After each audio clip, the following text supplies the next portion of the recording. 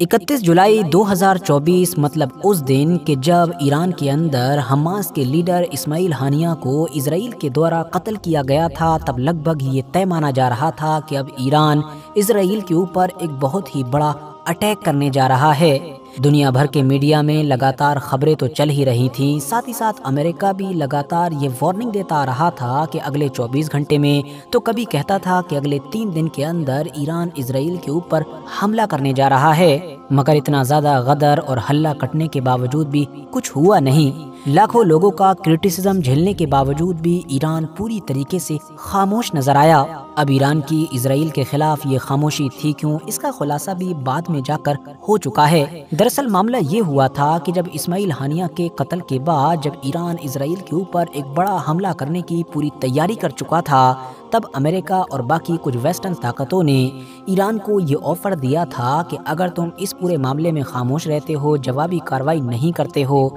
तो इसके बदले में हम पूरे मिडिल ईस्ट में शांति करवा देंगे, यानी एक सीज फायर करवा देंगे। और साथ ही साथ कुछ अलग रिपोर्ट्स में तो ये भी दावा किया गया है कि सीज फायर के साथ साथ ईरान को वेस्टर्न देशों की तरफ से ये भी ऑफर दिया गया था कि वो उसके ऊपर लगे हुए बहुत सारे सैंक्शंस में से कुछ ऐसे बड़े सैंक्शंस को हटा लेंगे कि जिससे ईरान को काफ़ी सहूलत मिलेगी। लिहाजा ऐसे ऑफर्स को देखकर ईरान तो खामोश रहा, लेकिन बदले में ईरान को मिला कुछ नहीं, क्योंकि सीज फायर का होना या सैंक्शंस का हटना तो छोड़ ही दीजिए, बल्कि इसके बाद तो मानो इजराइल पागल हाथी की तरह गाजा के अलावा इधर उधर और भी हमले करने लगा। लेबनान पर कार्रवाई शुरू कर दी। लेबनान में एयर स्ट्राइक्स वगैरह की गई, जिसमें हिजबुल्लाह का अगर सिर्फ एक बंदा टारगेट होता था तो उसके साथ 20-25 सिविलियंस की मौत हो जाती थी।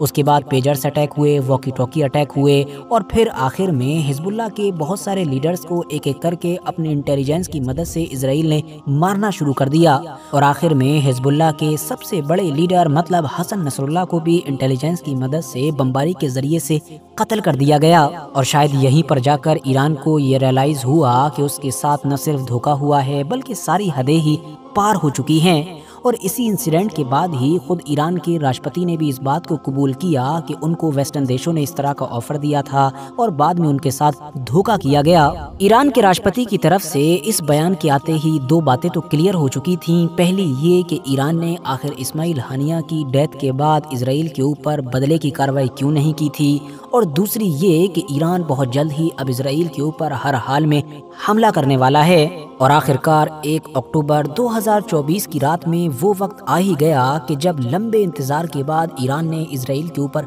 बड़ा हमला किया। इस हमले में खुद ईरान के मुताबिक उसने लगभग 300 मिसाइल्स का इस्तेमाल किया, जबकि इजराइल के मुताबिक 300 नहीं बल्कि 180 या 181 के करीब इजराइल के ऊपर मिसाइल्स छोड़ी गई थीं। अब अगर इन दोनों के बीच का भी एक आंकड़ा ले लें तो ये बात क्लियर है कि लगभग 200 से 250 के बीच मिसाइल्स छोड़ी गई होंगी। ऑपरेशन के फौरन बाद ही ईरान की मिलिट्री की तरफ से बयान आ गया था कि उन्होंने जो अपनी ये सारी मिसाइल्स छोड़ी थी, इनमें से 90% कामयाब रहीं, मतलब 90% उसी टारगेट पर जाकर हिट कर चुकी हैं कि जहां पर हिट करने के लिए उनको छोड़ा गया था। ईरान ने दावा किया कि उसके टारगेट पर सिर्फ इजरायली मिलिट्री या उसकी खुफिया एजेंसी मोसाद के ठिकाने थे, न कि आम लोगों से जुड़ी हुई चीज़ें। और उसने अपने इस कामयाब ऑपरेशन में 3 के करीब इजरायली मिलिट्री को बड़ा नुकसान पहुंचाया है, जबकि मोसाद के ठिकानों को भी वो टारगेट करने में कामयाब रहा है। खबरें तो ये भी चली कि अमेरिका की तरफ से इजराइल को दिए गए फाइटर जेट्स की एक बड़ी पलटन को भी तबाह कर दिया गया है, लेकिन इस तरह की खबर अभी किसी भी तरफ से कंफर्म नहीं हो सकी है। वहीं दूसरी तरफ बात करें इजराइल की, तो हमले के फौरन बाद मतलब शुरुआती वक्त में तो इजराइल ने पूरी तरीके से इस बात को नकार दिया कि उसके मिलिट्री बेसिस वगैरह टारगेट हुए हैं, बल्कि वो तो यही कहता रहा कि ईरान का हमला पूरी तरीके से नाकामयाब साबित हुआ, उसकी सारी मिसाइल्स को रोक लिया गया है और अब बस कीमत चुकाने का वक्त आ चुका है। मगर फिर जैसे जैसे वक्त गुजरा और अगला दिन आया तो 2 अक्टूबर के दिन फिर इजराइल की मिलिट्री ने ये कबूल किया कि हाँ, ईरान के हमले में उसके मिलिट्री बेसिस टारगेट हुए हैं। और इस तरह से कबूल करने के पीछे वजह यही थी कि क्योंकि ऑलरेडी सोशल मीडिया पर ऐसे बहुत सारे वीडियोस वायरल हो चुके थे कि जिनसे क्लियरली पता चल रहा था कि न सिर्फ इजराइल के बहुत सारे मिलिट्री बेसिस टारगेट हुए हैं, बल्कि बुरी तरीके से नुकसान भी पहुंचा है। और वायरल होने वाली कुछ वीडियोस ऐसे भी हैं जिनसे ये भी इशारा मिल रहा है कि हाँ, तल अवीव या बाकी इलाकों में मोसाद से जुड़े हुए ठिकाने भी टारगेट हुए हैं। हमले के बाद में ईरान ने कहा कि हमारा ये बड़ा हमला बदला था इस्माइल हानिया, हसन नसरुल्लाह या फिर इनकी तरह जितने भी बाकी हिजबुल्लाह या IRGC के कमांडर्स मारे गए हैं उनकी मौत का, क्योंकि इजराइल ने हमारी खामोशी का फ़ायदा उठाया, जो खामोशी सिर्फ पीस के खातिर थी,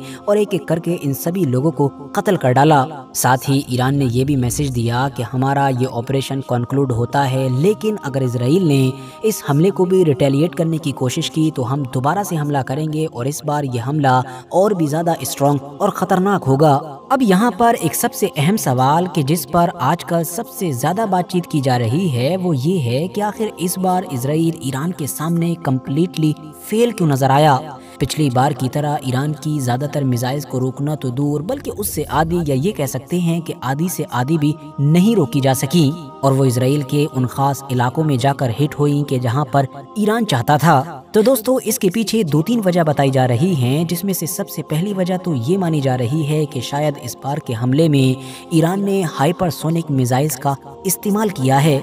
अब ये हाइपरसोनिक मिसाइल्स क्या होती हैं, ज़्यादा टेक्निकली तो मैं बात नहीं करूंगा, मोटे मोटे तौर पर बस आप इतना समझ लीजिए कि अभी तक का स्टेटस ये है कि हाइपरसोनिक मिसाइल्स की जो टेक्नोलॉजी है उसमें इजराइल या बाकी वेस्टर्न देश, इवन अमेरिका भी काफ़ी पीछे माना जाता है, जबकि इनसे उलट जो इनका अपोजिट ग्रुप है यानी कि चाइना, रशिया, ईरान और नॉर्थ कोरिया वगैरह, ये हाइपरसोनिक मिसाइल की टेक्नोलॉजी में ऊपर माने जाते हैं। अब क्योंकि इजराइल के पास तो जंग में इस्तेमाल की जाने वाली जितनी भी टेक्नोलॉजी है वो ज़्यादातर दी हुई ही अमेरिका या बाकी वेस्टर्न देशों की है, तो अगर अमेरिका ही किसी टेक्नोलॉजी में थोड़ा बहुत कमज़ोर होगा या पीछे होगा तो जाहिर सी बात है इजराइल भी उसको कैसे टैकल कर पाएगा। जबकि एक दूसरी वजह ये भी मानी जा रही है कि इस बार ईरान का हमला वाकई हमला था, क्योंकि पिछली बार जैसा कि हम जानते हैं कि वो एक हमला नहीं था बल्कि सिर्फ और सिर्फ एक सिंबॉलिक हमला था।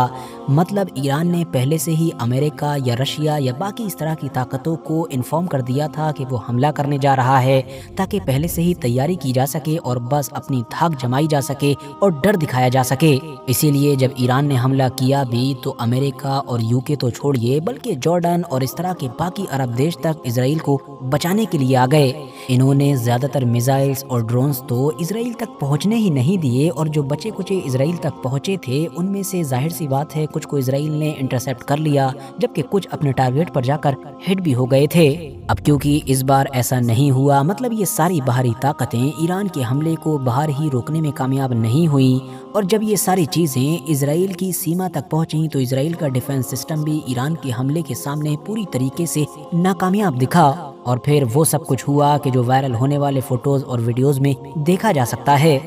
मगर दोस्तों इन तमाम से हटकर यहाँ पर एक और भी थ्योरी है, वो ये कि शायद इजराइल के सबसे बड़े सपोर्टर या ये कह सकते हैं कि उसकी जगह पर पीछे से उसके लिए जंग लड़ने वाले अमेरिका ने ही इजराइल के प्रधानमंत्री मतलब नेतन्याहू को सबक सिखाने की कोशिश की है। दरअसल मामला ये है कि इस बार के अटैक से पहले भी ईरान ने रशिया या इस तरह की और कुछ ताकतों को अपने इस हमले के बारे में खबरदार कर दिया था, और इन्हीं ताकतों के जरिए से किसी तरह से ये खबर अमेरिका तक पहुंची थी। या मुमकिन है कि खुद ईरान ही चाहता हो कि भले ही थोड़े ही वक्त पहले लेकिन इस हमले की खबर एडवांस में अमेरिका तक पहुंच जानी चाहिए, ताकि इजराइल के अलग अलग इलाकों में किए गए उनके इस बड़े मिसाइल हमले से सिविलियंस को बचाया जा सके। जाहिर है अगर सिविलियंस की जान जाती तो ईरान के खिलाफ ही माहौल बनता और एक रीजनल वॉर हो सकती थी। कुल मिलाकर बस इतना समझिए कि अमेरिका को एडवांस में ही खबर हो चुकी थी, इसीलिए लगभग 1 घंटा पहले ही उसने इजराइल को भी खबरदार कर दिया था।